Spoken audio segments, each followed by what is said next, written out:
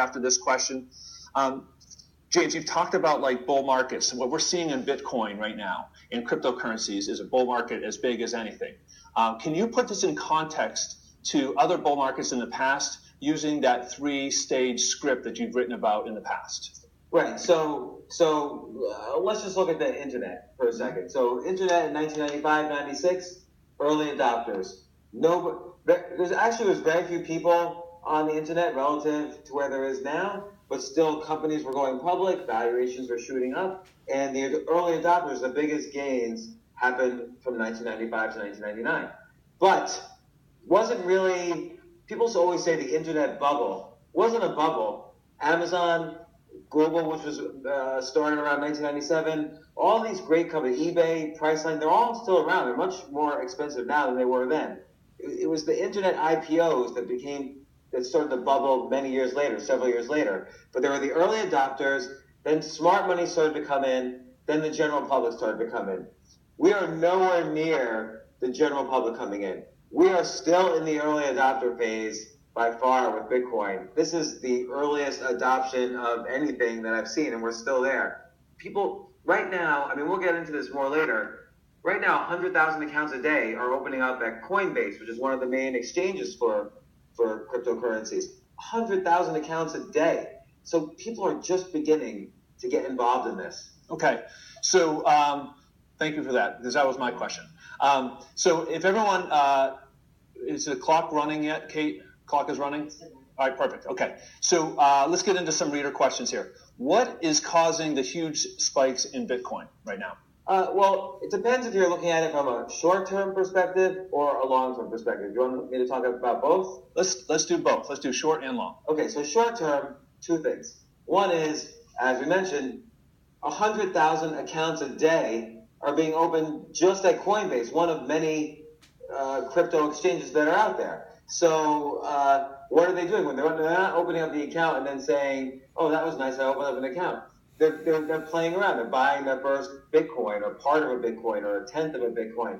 And that's driving the demand up. There's nobody selling while the demand is going up. All these accounts are opening up. No one's closing the accounts.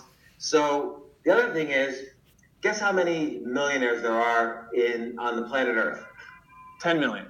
Close, 16 million. Okay. So every single one of these millionaires, and probably many other people too, they're all saying to themselves, oh, I want to participate in this. They're calling their financial advisor, and their financial advisors are saying, okay, buy a Bitcoin, buy 2, buy 3, whatever you're comfortable with, get some exposure to it. How many Bitcoins are there? Well, right now there's only probably 16 million in circulation, and only very few more Bitcoins are going to be minted between now and 2140, another 100 years. So this overwhelming demand, all the millionaires in the world are at some point going to buy at least one Bitcoin, and all these people opening up accounts, this is driving up the price huge short term. I mean, there are other factors, but I would say those are the main two factors. All right, so you mentioned there's a short and a long term. What's the long term? The long term is that paper currencies have a lot of problems. I mean, we've discussed this so many times, but, with paper currencies, you don't know, first off, your money can be forged, there could be double spending, there's the issue of some central bank, somebody in a central bank could start minting more money, and the value of the dollars in your pocket goes straight down when that happens. I mean, there's so much potential for problems in paper currencies. There's no anonymity. If you wire me money, 6 government organizations are watching it and taking fees in the middle, and 6 banks are taking fees. So there's all these problems with basic paper money. Cryptocurrencies, Bitcoin and other currencies solve these problems. So then you have to ask yourself, what's the demand for money? How much money do people need on the planet? Well, there's $200 trillion in paper currency out there. That's the demand for money. What's the supply of cryptocurrencies? There's $200 billion in cryptocurrencies out there. And that supply this demand is somewhat fixed, and that supply is somewhat fixed. Like, more coins will start, but it's not that many coins relative to paper money is going to exist. So the only thing that could change is price. Price has to bring these cryptocurrencies up. That's 100,000% difference between the supply of cryptocurrencies and the demand, the unlimited demand for this paper money. Fantastic. All right.